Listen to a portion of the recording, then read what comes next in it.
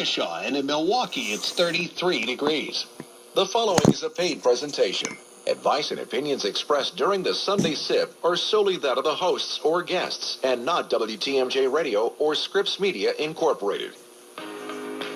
I'm John Mercure, excited to be joined this morning on this Sunday Sip by Wayne Dean. He is the president of 3D Training.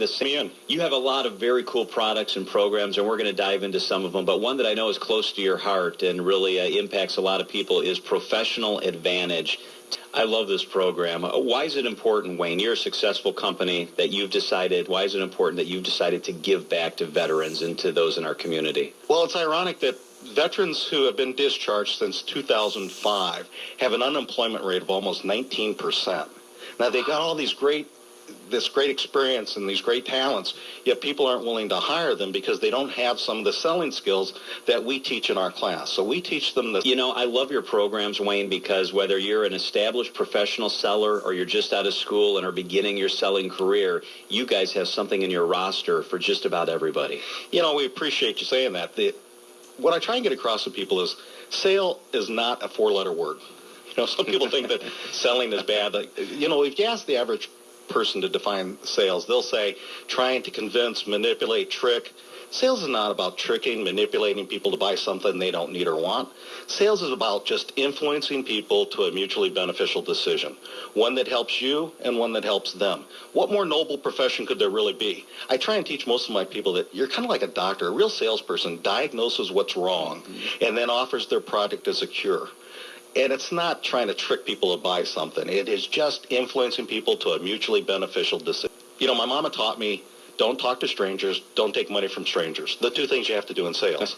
You know, it's mama's fault if you can't sell. But we all sell. Everybody. There isn't somebody out there that doesn't sell something because you're always trying to influence somebody to something. So we teach you how to talk about money, how to talk about decision-making processes. You really have a systematic approach. You know, when everybody that's listening to this Sunday morning, when you got up this morning, you probably had a routine. You followed a system. You got up, you brushed your teeth, you washed your hair, whatever. You followed a systematic approach. But if I ask most salespeople, tell me what their selling system is or describe it to me on a vanity license plate, it would be wing it. They don't really understand a systematic approach. Buyers have a system. The first step in a buyer system is to mislead about their true intentions because they're kind of worried that the salesperson is going to try and sell them something they don't need. Second step is they want to know what the salesman knows and they want it for free, so they try and steal as much information. And then third base kind of thing, they try and commit to nothing. They give you the TIO, you know, we'd like to think it over, and then they run home and hide. So again, the buyer system is mislead about their true intentions, steal as much information as they can, commit to nothing, and then run home and hide. And most salespeople don't understand a systematic approach to combat that. They're not bad people. When people lie to salespeople, I mean, we all do it, don't we? Don't we all lie to salespeople? Oh, everybody tries to get whatever advantage they can get. Yeah, a salesperson should never lie to you, right? Never. But have you ever lied to a salesperson? Maybe a little. Yeah, you know, right? But they're not bad people. When people lie to salespeople, forgive them, they know not what they do. I have a saying, you can still go to heaven and lie to a salesperson.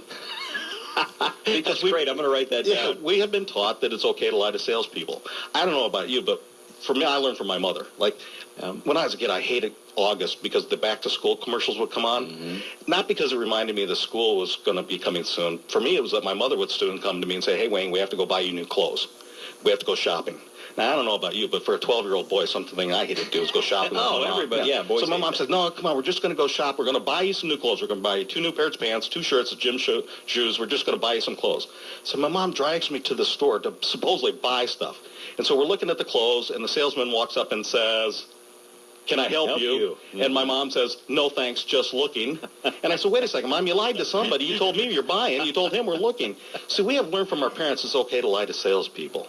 And a good salesperson understands that and forgives that person for doing it and just gets through that to find out what the real problem is and then offers their product as a cure.